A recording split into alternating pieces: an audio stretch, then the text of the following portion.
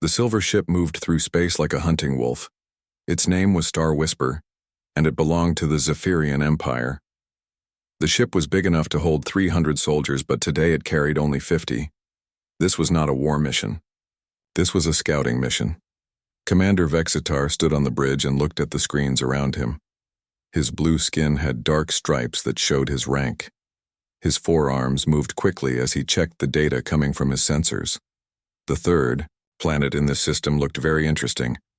"Sir, we are getting clear readings on the third planet," said Science Officer Quilnax. She was smaller than the commander, with lighter blue skin and only 2 arms. "The planet has water, land, and breathable air. The life forms look primitive." Vexitar nodded. "How primitive?" "They use basic nuclear power. Their fastest ships can barely leave their planet. Most of their weapons are chemical explosives. They call themselves humans." Quilnax paused and looked at her screen again. "Sir, this planet would be very easy to take." The commander smiled, showing his sharp teeth. The Zephyrian Empire had taken over 40 planets in the last 100 years. Most civilizations either joined willingly or were crushed quickly. This human world looked like it would be the easiest conquest yet. "Show me their defenses," Vexitar ordered. The main screen lit up with images of the human planet. Quilnax pointed to different spots with her long finger. "They have some space stations around their planet, maybe 20 or 30. They have missiles that could reach space, but not very far. Their largest military ships stay close to their world." "What about their population?" "About 8 billion humans. They are divided into many groups that often fight each other. No single leader controls the whole planet." Quilnax brought up more data. "They do have some interesting technology. They can send messages very quickly across their world. They also have some kind of global network for information." Vexitar laughed. "A planet full of primitive creatures who cannot even unite under one leader. This will be easier than taking the crystal mines of Torin." But something bothered him. The Empire had detailed files on most worlds worth conquering. Why had no one claimed this rich planet before? It sat in a perfect location, with resources that could fuel a dozen worlds. The humans seemed barely capable of defending themselves. Far below on the planet's surface, Captain Jake Morrison was having his morning coffee at Luna Base. Luna Base was built inside an old crater on Earth's moon. Jake was tall and thin, with brown hair that was getting gray at the edges. He had been watching space for enemy ships for 15 years. The coffee was terrible, but it was hot. Jake was reading reports from the night shift when his computer made a soft beeping sound. He looked at the screen and saw something that made him put down his cup.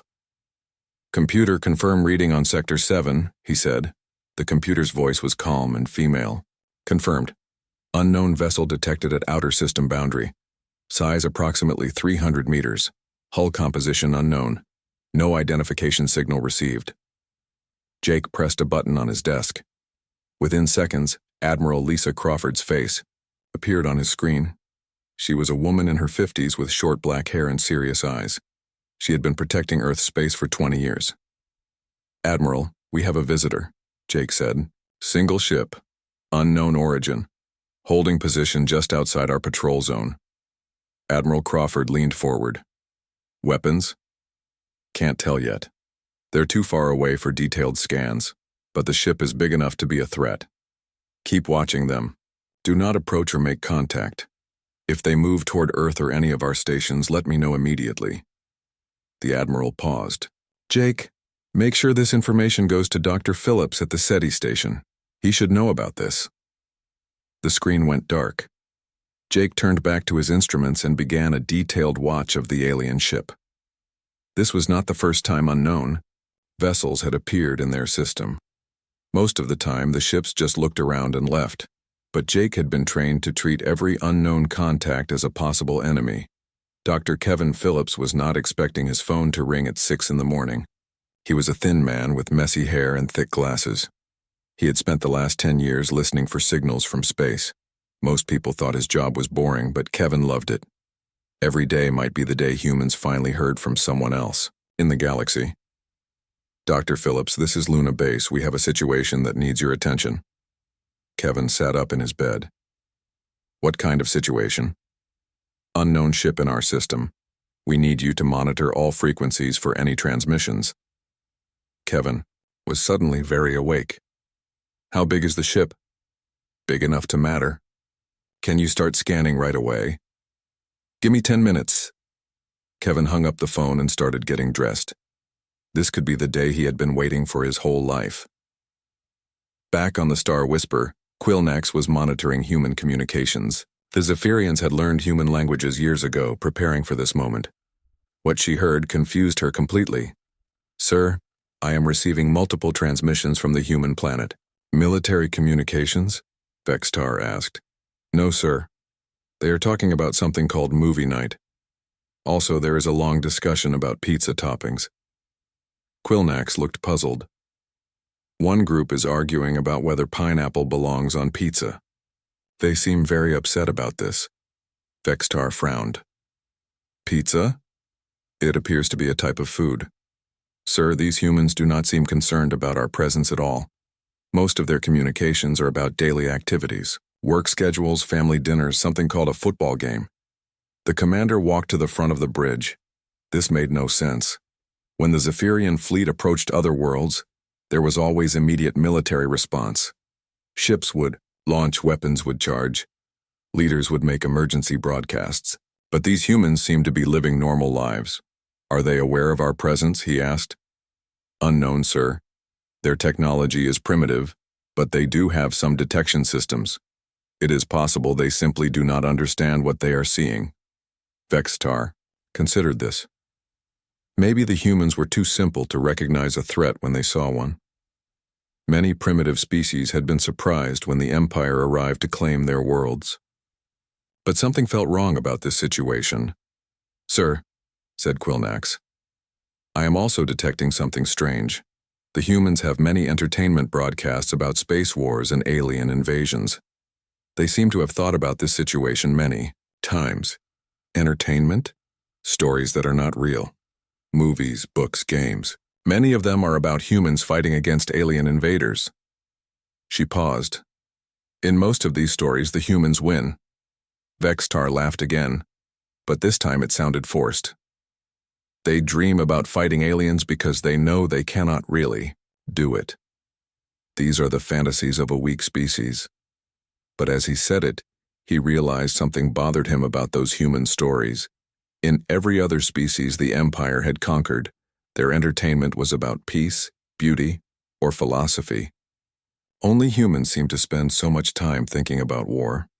Down on Earth, Dr. Phillips had arrived at his research station in the Nevada desert. The station was small and quiet, surrounded by large dish antennas pointed at the sky. Kevin's job was to listen for signals from intelligent life in space. Today, he might actually find some. He turned on his equipment and began scanning the frequencies where the alien ship was located. Within minutes, he found something. The aliens were transmitting to each other using a complex digital signal. Kevin's computer began trying to decode the transmission. After an hour of work, Kevin was able to understand parts of the alien language. What he heard made his blood run cold. The aliens were not here to make friends. They were planning to invade Earth. Kevin picked up his secure phone and called Admiral Crawford. Admiral, this is Dr. Phillips. You need to hear this. Commander Vextar stood in his private chamber aboard the Star Whisper. The room was dark except for the blue glow from his communication device. He had spent 2 hours studying the human planet, and nothing made sense. Earth was perfect for conquest, but something felt wrong. He pressed several buttons on his device. The machine hummed and created a shimmering image in the air. After a few moments, an ancient face appeared in the hologram. The face belonged to Archon Zulmoth of the Keeper race. Zulmoth was very old, even by galactic standards. His skin was pale gray and covered with strange markings. His eyes were completely black, like deep space. The Keepers had been recording galactic history for over 10,000 years. They knew about every species, every war, and every planet worth knowing about. Commander Vextar, the Archon said in a voice that sounded like wind through caves. Why do you contact the Keepers? Honored. Archon, I request information about a planet in the Sol system. The third planet from the star. The inhabitants call it Earth. There was a long silence. Zulmoth's black eyes seemed to look right through Vextar. When the Archon finally spoke, his voice carried a tone that Vextar had never heard before. It sounded almost like fear. Earth, Zulmoth repeated slowly. You are observing Earth. Yes, honored Archon. My empire wishes to claim this planet. The inhabitants are primitive. Their defenses are weak. It should be a simple conquest. Another long silence. Zulmoth's image flickered slightly, as if the old being was nervous. Commander, you must leave that system immediately. Vextar was shocked. Leave? But why? The planet is perfect for colonization. The humans cannot possibly resist our forces. Commander. Vextar, listen to me very carefully. Earth is marked in our database with special classification. No contact authorized. Observation only. Do you understand what this means? Vexitar had never heard of such a classification. In all his years of military service, every planet was either claimed, unclaimed, or protected by a strong military force. But a classification that said no contact authorized was something new. I do not understand, honored Archon. Please explain. Zulmoth closed his black eyes for a long moment. When he opened them again, he looked tired. Commander, I will share with you the restricted files, but you must promise me something. After you read these files, you will leave the Sol system and never return. Do you promise this? Vextar wanted to argue, but something in the Archon's voice made him agree. I promise, honored Archon. The files are being transmitted to your ship now. Read them carefully, Commander, and remember your promise. The hologram disappeared. Vextar stood alone in his dark chamber, wondering what could possibly make the wise keepers afraid of a primitive human world. On Earth, Marine Colonel Tony Rivers was leading his men through training exercises in the desert of California. Tony was a big man with short gray hair and scars on his hands from 20 years of military service. His men were practicing something called urban warfare, fighting in cities against enemies who might hide among civilians. Listen up, Tony shouted to his Marines. The enemy could be anywhere, in any building, behind any wall, looking like any person. Your job is to find them and stop them without hurting innocent people. This is the hardest kind of fighting there is. One of his young Marines raised his hand. Sir, what if the enemy has better weapons than us? Tony smiled grimly. Son, weapons don't win wars. Smart thinking wins wars. If the enemy has better guns, you use tactics they don't expect. If they have better armor, you hit them where they're weak. If they have more soldiers, you make sure every shot you take counts. The Marine looked confused. But sir, what if they have technology we've never seen before? Then you learn about it real fast, and you figure out how to beat it. That's what humans do best, Marine. We adapt. We survive. We win. As Tony spoke these words, he did not know that alien sensors high above were recording every word. He did not know that his simple training exercise was being studied by creatures who could destroy cities with their weapons. At the same time, General Patricia Hayes was sitting in a secure room deep underground in Colorado.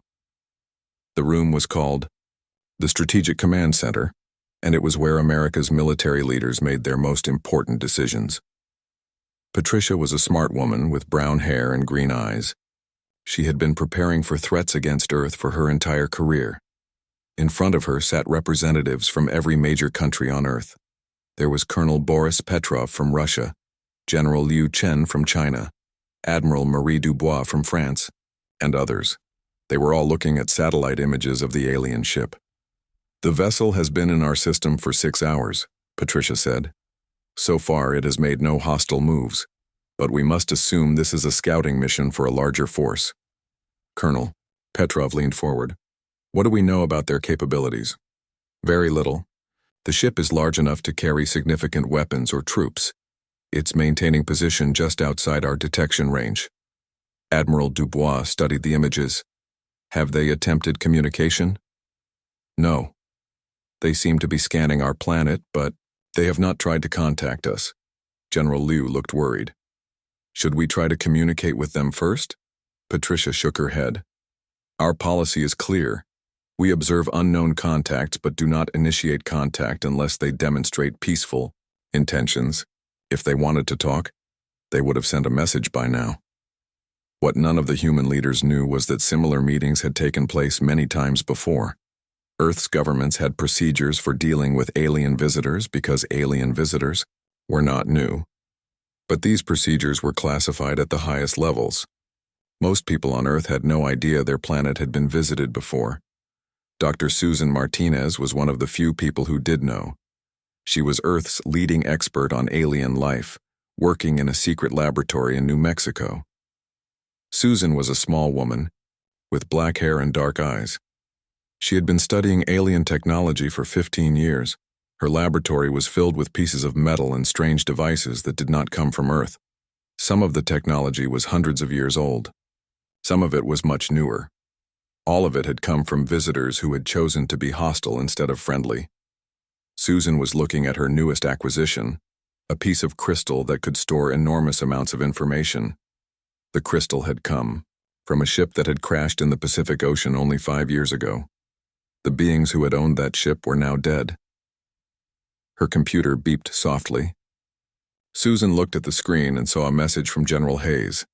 The message was short. New contact detected. Prepare for possible analysis of new technology. Susan smiled, but it was not a happy smile. She had hoped the next alien visitors would come in peace. But experience had taught her that peaceful visitors usually announce themselves clearly. Visitors who hid and watched were usually planning something unpleasant. She walked to a cabinet and took out a small device that looked like a phone. The device was connected to a network that could reach every major military base on Earth in seconds. If the alien visitors turned out to be hostile, this device would begin the process that had saved Earth many times before. Back on the Star Whisper, Vextar was reading the files that Archon Zulmoth had sent him. What he read made his blood turn cold. The files contained records of 17 different species that had attempted to invade or conquer Earth over the past 1,000 years. The Krillian horde had tried first, sending a fleet of 200 ships. The records showed that the Krillians had expected an easy victory over the primitive humans. The last entry in the Krillian file was dated 6 months after their invasion began. It said simply, "Fleet status, missing, presumed destroyed, no survivors, found." The next file was about the Nexus Collective. They had sent 300 ships and used advanced robots instead of living soldiers. Their invasion had lasted 8 months before all contact was lost. File after file told the same story. The Iron Fleet of Sarnoth, the Hive Mind Warriors, the Crystal Empire. All of them had looked at Earth and seen an easy target. All of them had attacked with confidence. All of them had disappeared completely. The most recent file was about the Dominion of Veltar. Vextar knew about the Veltar. They were one of the most advanced military powers in the galaxy. Their technology was better than the Zephyrian empires. Their soldiers were trained from birth to be perfect warriors. 50 Earth years ago, the Veltar had sent their most powerful invasion force to conquer Earth. The force included 300 warships and 500,000 soldiers. The Veltar had studied human military capabilities for years before attacking. They were certain of victory. The last transmission from the Veltar fleet commander was included in the file. Vextar played the recording and heard a voice filled with panic and confusion. "Command, this is Fleet Admiral Zexkar. The humans are not fighting like our intelligence predicted. They are using tactics that make no sense. They turn civilian buildings into weapons. They fight with damaged ships that should not be able to fly. When we destroy their military units, new ones appear from nowhere." The recording was filled with the sounds of battle, explosions, screaming, and the hum of energy weapons. "Command, we need reinforcements." The humans refuse to surrender even when facing certain death. They are converting their entire civilization into a war machine. Vextar ran to the bridge of the Star Whisper. His crew was working frantically at their stations. Red warning lights flashed across the ceiling. His tactical officer, a young Zephyrian named Kolvex, looked up with worried eyes. "Commander, we detected a scanning beam from the planet. They found us." "How is that possible?" We are using full stealth technology. Unknown, sir. The scan was very brief but very powerful. It penetrated our shields completely. Vexitar felt his stomach drop. The Zephyrian stealth system was the best in the galaxy. No primitive species should be able to detect a ship using that technology. Science Officer Quilnax looked up from her station. Sir, I am detecting massive changes in human communications. Military frequencies are becoming very active. Show me. The main screen filled with data streams from Earth. Vexitar watched as thousands of military messages flowed between human bases around their planet. The messages were coded, but even without understanding them, he could see the pattern. Every human military unit was being alerted at the same time. How long did it take them to activate their entire defense network? He asked. 17 minutes, sir. Vexitar stared at the screen. When the Zephyrian Empire prepared for war, it took days to coordinate all their forces. These humans had done it in less than 20 minutes. Sir, Quilnax said quietly, there is something else. I am detecting energy signatures from around their planet that were not there before. What kind of energy signatures? Unknown technology, sir. The signatures are very strong, stronger than our own weapons. Vexitar felt fear creeping into his mind. He thought about the files from Archon Zulmoth. 17 species had underestimated these humans. He was beginning to understand why they had all disappeared. On Earth, Captain Jake Morrison was coordinating with bases across the solar system. Luna Base had become the center of activity for Earth's space defenses. Jake's screens showed the positions of every human ship and station within 1,000,000 kilometers of Earth. Admiral Crawford to all stations, came the voice over the communication system. We have confirmed alien contact. Single vessel, unknown intentions. All units move to alert status yellow. Repeat, alert status yellow. Jake had trained for this moment for 15 years, but he still felt his heart beating fast. Alert status yellow meant that an alien vessel had been detected and was considered potentially hostile. It was not the highest alert level, but it was serious. He looked at his tactical display. Around Earth's orbit, 30 space stations had suddenly become visible on his screen. Most people on Earth did not know these stations existed. They had been built in secret over the past 50 years, hidden among asteroids and space debris. Luna, base to Hidden Valley Station, Jake spoke into his microphone. Report status. Hidden Valley reporting, all systems online, weapons charged and ready. Luna base to Darkside Station. Darkside reporting, stealth systems active. We are invisible and ready. Jake continued calling each hidden station. Every single one reported the same thing. They were ready for battle.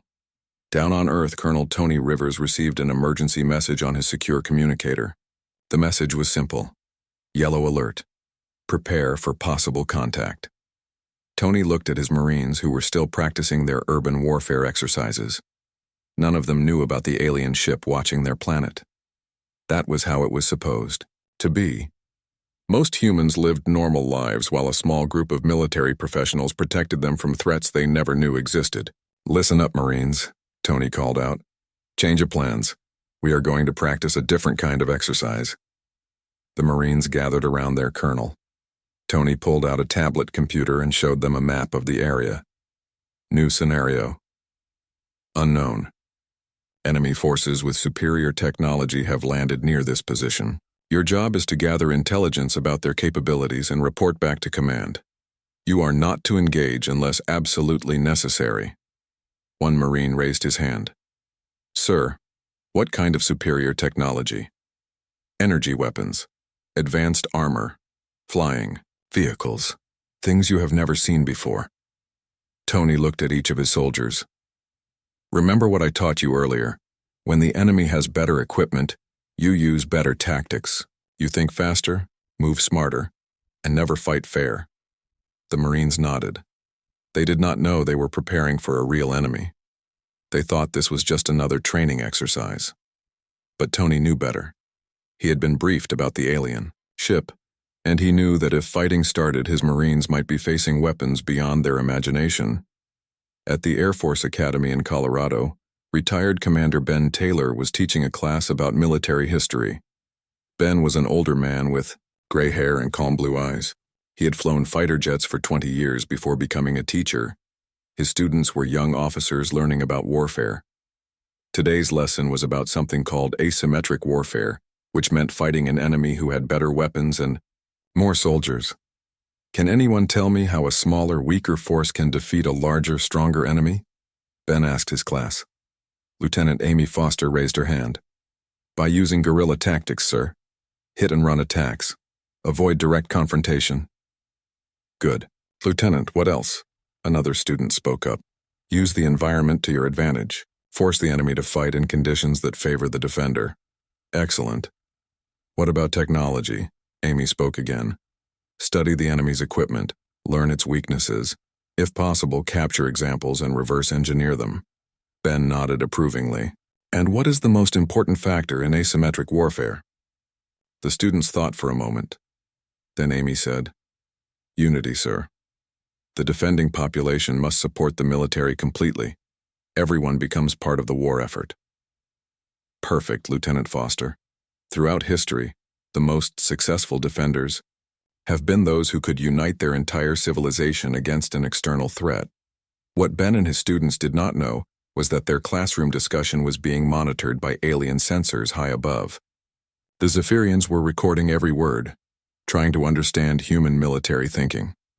On the Star Whisper, Quillnex was analyzing the intercepted conversation from the Human Military Academy. What she heard made her very uncomfortable. Sir, the humans have detailed knowledge of asymmetric warfare tactics. They teach these methods to all their military officers. Commander Vextar was reading more files from the Keeper archives. What kind of tactics? Guerrilla warfare, sir. Converting civilian populations into military assets, studying enemy technology and using it against them, creating unity among different groups when facing external threats. Vexitar looked up from his reading. These are exactly the tactics mentioned in the Veltar invasion records. Yes, sir. The humans appear to have studied the methods that destroyed previous invasion forces. Vextar felt a chill run through his body.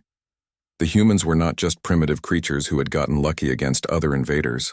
They were a species that learned from every attack, becoming stronger and more dangerous each time. He turned back to the Keeper files and found a detailed analysis written by a Veltar intelligence officer who had somehow survived the invasion 50 years ago. The report was titled, Human Combat Psychology Analysis. The report described human behavior during the Veltar invasion in clinical detail. When the aliens had attacked, the humans had not panicked. Instead, they had immediately begun working together in ways the Veltar had never seen before. Human civilians had started converting factories to produce military equipment within days of the invasion. Human scientists had begun studying captured Veltar technology and developing countermeasures within weeks. Human children had been organized into intelligence networks, reporting alien movements to military commanders. Most disturbing of all, humans had shown a complete willingness to sacrifice themselves to gather information about alien capabilities. Veltar soldiers had reported humans deliberately getting captured so they could study alien equipment and escape with intelligence. The report's conclusion was chilling. Humans do not fight to win battles. They fight to learn how to win the war. Every encounter with human forces, even when we achieved tactical victory, provided them with information they used to become more effective in subsequent engagements. Vextar read on. The Veltar officer described how human resistance had evolved during the invasion. At first, humans used conventional military tactics and were easily defeated. But within months, they had developed entirely new methods of fighting that the Veltar had never encountered. Humans had learned to use the aliens' own technology against them. They had captured Veltar communication equipment and used it to coordinate attacks. They had studied Veltar weapons and developed ways to disable them. They had even learned to pilot captured Veltar ships. The humans treat war as a learning experience, the report concluded. They are willing to accept enormous losses in the short term in order to gain knowledge that will ensure victory in the long term. This makes them uniquely dangerous to any species that depends on technological superiority. Vextar closed the file and looked around his bridge. His crew was monitoring the human planet, unaware of what they had discovered. He realized that every scan they performed, every communication they intercepted, was giving the humans information about Zephyrian technology. The humans were studying them right now, just as they had studied 17 previous species. Commander Vextar stood frozen on his bridge. The order to leave the system hung in the air, but he could not bring himself to give the final command. His curiosity was stronger than his fear. He needed to understand exactly what had happened to the 17 civilizations that had tried to conquer Earth. "Belay that order," he said quietly. "Hold position." Kolvex looked surprised. "Sir?" "I need more information before we leave." Vextar turned to his communications officer. "Open a secure channel to Archon Zulmoth, maximum encryption." The hologram of the ancient keeper appeared again. This time, Zulmoth looked even more worried than before. "Commander Vextar, you promised to leave the Sol system." "I will leave, Honored Archon. But first I must understand. The files you sent me mention 17 failed invasions, but they do not explain exactly how the humans defeated each one. I need to know the specific details." Zulmoth was quiet for a long time. His black eyes seemed to be looking at something far away. "Commander, some knowledge is dangerous to possess. The details of how humans fight are that kind of knowledge. Please, Honored Archon, if my empire is to avoid making the same mistakes, we must understand what those mistakes were." Another long silence. Finally, Zulmoth nodded slowly.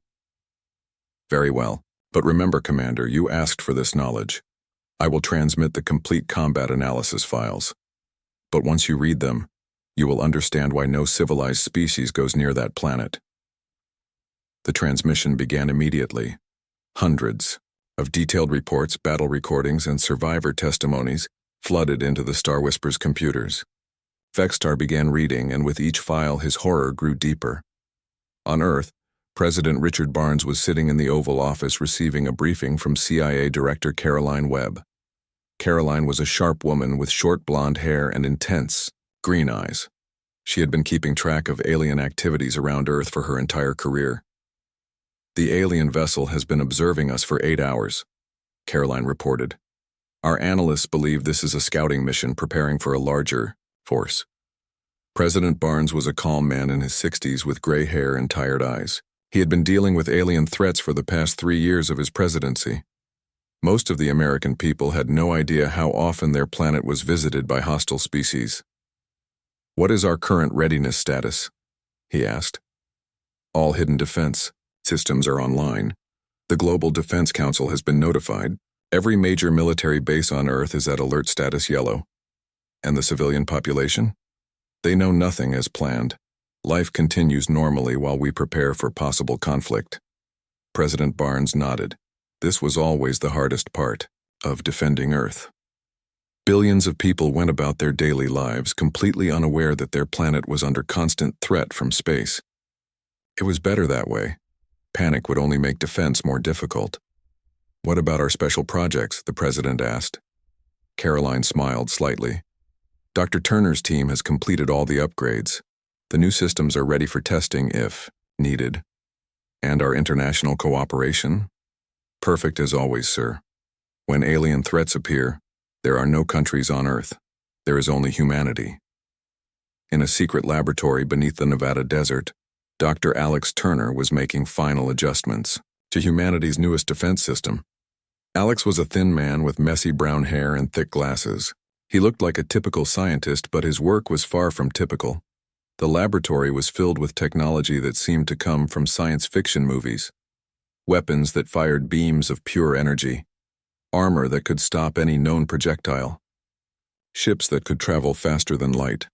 But none of this technology had been invented by humans. All of it had been taken from the aliens who had tried to invade Earth over the past 1,000 years.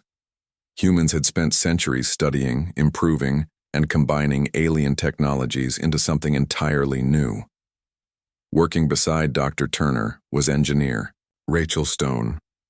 Rachel was a tall woman with red hair and calloused hands from years of building impossible machines. She was adjusting a device that looked like a large crystal surrounded by metal rings. "Alex, the power coupling is ready," she said. "We can fire this thing anytime you want." Good. If our visitors decide to become hostile, they are going to get a very unpleasant surprise. Alex walked to a computer terminal and typed in a complex code. Across the underground facility, dozens of similar devices came online. Each one was pointed toward space, ready to fire at any target within 1,000,000 kilometers of Earth. Rachel, do you ever feel bad about what we do to species that attack us? Rachel looked up from her work. You mean completely destroying them? Yes. Rachel thought for a moment. Alex, every species that has attacked Earth had the same choice we are giving our current visitors. They could have approached peacefully. They could have tried to communicate. They could have shown that they meant no harm. But they chose to attack instead. Exactly. And when someone tries to kill your family, you don't feel bad about stopping them. Alex nodded. Rachel was right. Humans did not enjoy war, but they were very good at it when necessary, and they had learned to be especially good at fighting aliens who thought technology made them superior to humanity. Back on the Star Whisper, Vextar was reading the most detailed report in the Keeper archives. It was written by a Krillian intelligence officer who had somehow survived the first human war 1,000 years ago. The report described how the Krillian invasion had begun. 200 ships had arrived at Earth, expecting to conquer a primitive world within days. The humans had indeed been primitive, using simple chemical weapons and metal armor. But something strange had happened within hours of the invasion beginning. Human resistance had started to change and adapt in ways the Krillians had never seen before. Human soldiers had begun studying Krillian weapons on the battlefield. They would recover pieces of alien equipment and somehow figure out how to use them within hours. Human engineers had taken apart Krillian vehicles and built copies using their own materials. Most disturbing of all, humans had shown an ability to think in ways that confused alien commanders. They did not fight to win individual battles. They fought to learn about alien tactics and technology. The Krillian officer described one battle where humans had deliberately allowed their city to be captured. The aliens had thought this was surrender, but it was actually a trap. While the Krillians occupied the city, human engineers were studying every piece of alien equipment they could find. When the humans finally fought back, they used modified Krillian weapons against their original owners. They had learned to pilot Krillian aircraft. They had even learned to communicate using Krillian radio frequencies, giving false orders to alien units. The humans turned our own technology against us, the report stated. But that was not the worst part. The worst part was that they improved our technology. Their copies of our weapons were better than our originals. Vextar read similar reports from all 17 failed invasions. Every single one told the same story. Humans did not just adapt to alien technology. They made it better. The Veltar invasion files were the most detailed, because that invasion had lasted the longest. For 8 months, the technologically superior Veltar had fought against humans who should have been easily defeated.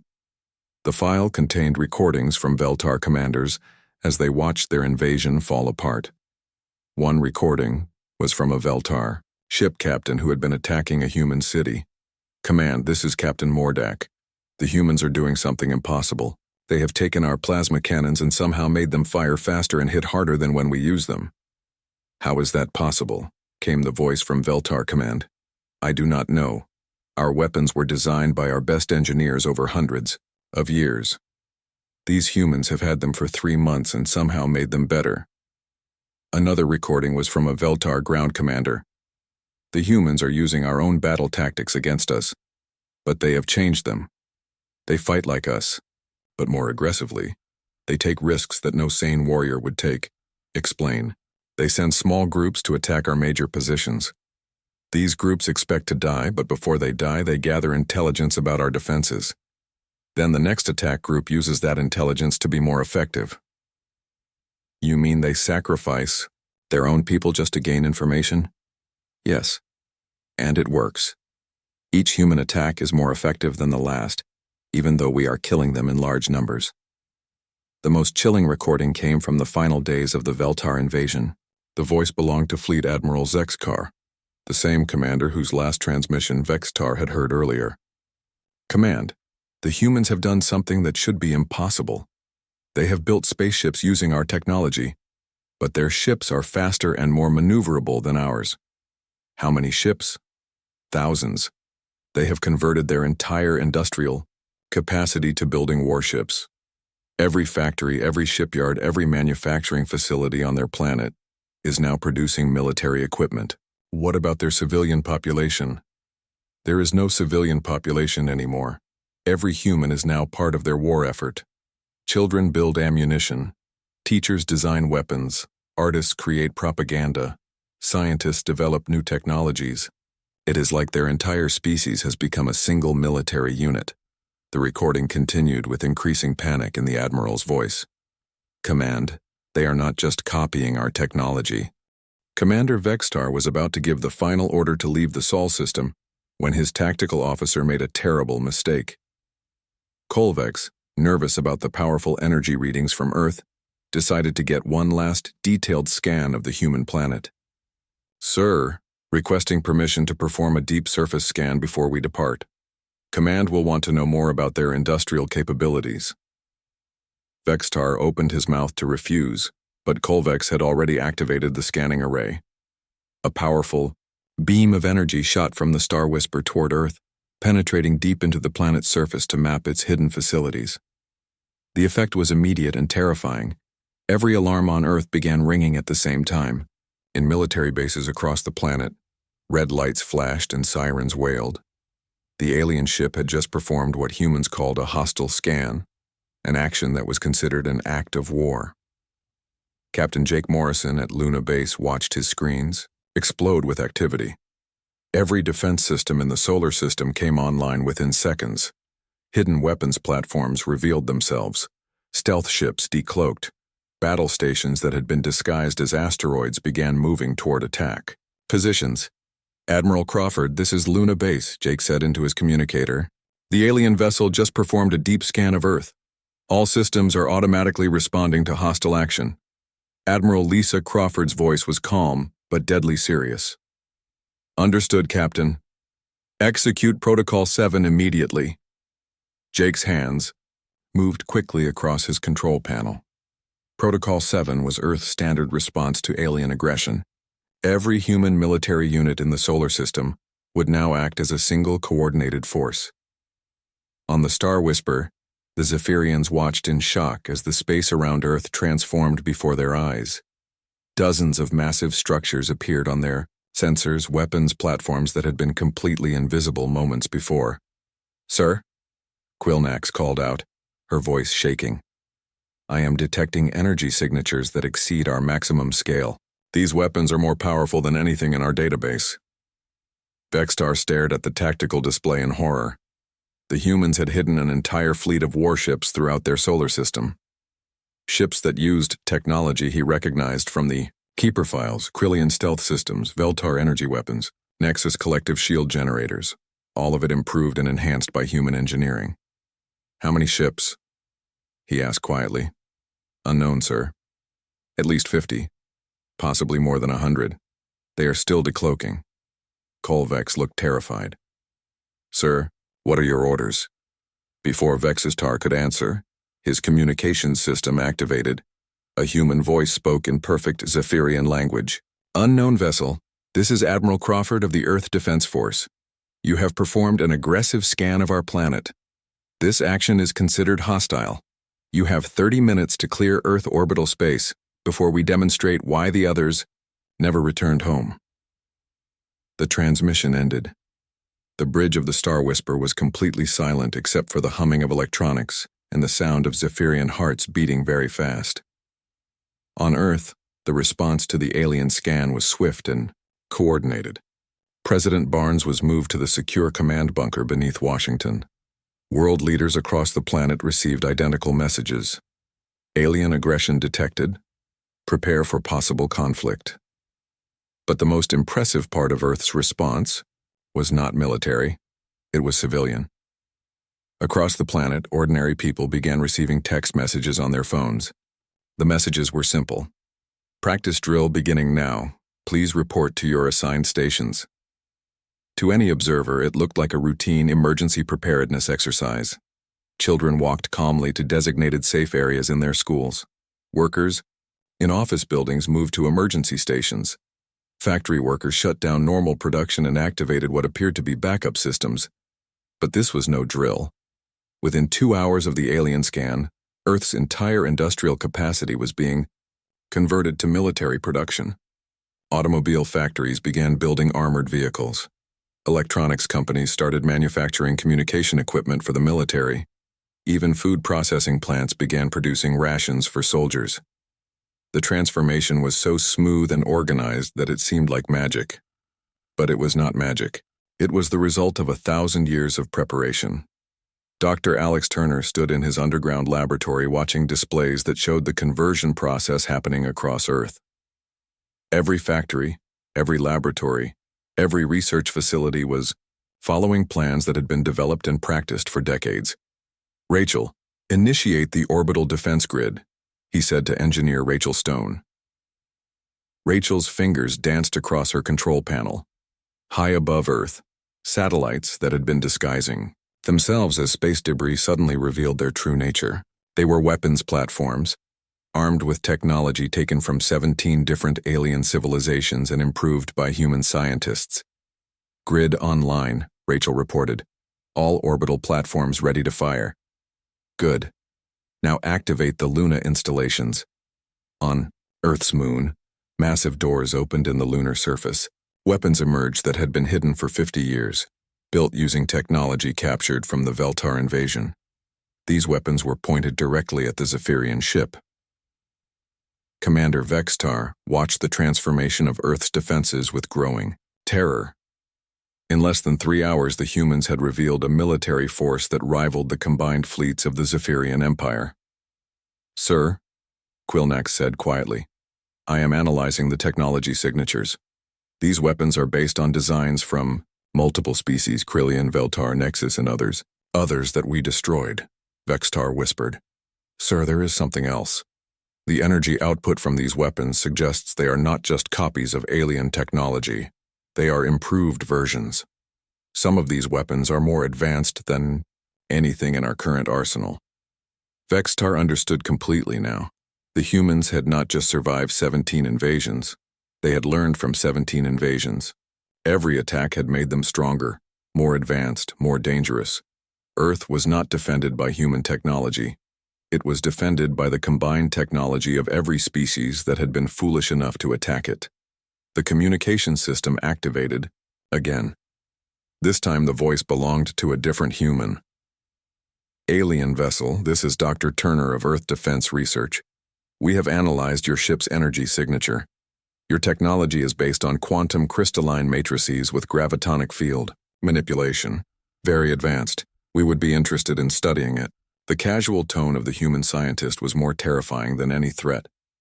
Dr. Turner was talking about studying Zephyrian technology the same way a chef might talk about preparing dinner. "Sir," Kolvex said desperately, "we should leave immediately." "Yes," Vextar agreed. "Set course for—" He was interrupted by another human transmission. This voice was calm and professional, belonging to someone clearly in command. "Alien vessel, you now have 15 minutes to clear Earth orbital space. Please note that our targeting systems have locked onto your ship. If you attempt to leave, without permission, we will interpret that as an act of war." Vextar felt his world crumble around him. The humans were not letting him leave. They had trapped him just as they had trapped 17 other species. "Sir," Quilnax said, "I am detecting massive energy buildup from the lunar weapons platforms. They are preparing to fire. Can we escape?" "Unknown, sir. Our engines are fast, but their weapons appear to have significantly longer range than our sensors indicated." Vextar realized he had only one choice. He activated his communication system and spoke in his best diplomatic voice. "Earth Defense Force, this is Commander Vextar of the Zephyrian Empire. We apologize for the aggressive scan. It was performed without hostile intent. We request permission to leave your system peacefully." The response came immediately from Admiral Crawford. "Commander Vextar, your request is noted. However, you have violated Earth territorial space and performed military reconnaissance on our planet. These actions require a response." "What kind of response?" You will surrender your ship for inspection. Your crew will be interviewed about your intentions. Your government will be contacted about your aggressive actions. Vextar felt sick. The humans wanted to capture his ship and study Zephyrian technology, just as they had done to 17 other species. Admiral Crawford, my government will not accept the capture of a Zephyrian vessel. Then your government is welcome to send more ships to retrieve you. We will be happy to study their technology as well. The threat was clear. If the Zephyrian Empire sent a rescue force, the humans would destroy it and add Zephyrian technology to their collection. Vextar made a decision that probably saved his entire civilization. Admiral Crawford, I am prepared to make a deal. What kind of deal? I will provide you with detailed information about Zephyrian technology and military capabilities. In exchange, you will allow my ship to leave, and you will remove the Sol system from all Zephyrian navigation databases. There was a long pause. Then Admiral Crawford's voice returned, sounding pleased. Commander Vextar, you have a deal. Transmit your data and prepare to depart. Over the next 2 hours, Vextar sent the humans everything they wanted to know about Zephyrian civilization, ship designs, weapon specifications, military tactics, even the location of important Zephyrian colonies. He told himself he was preventing a war that would destroy both civilizations.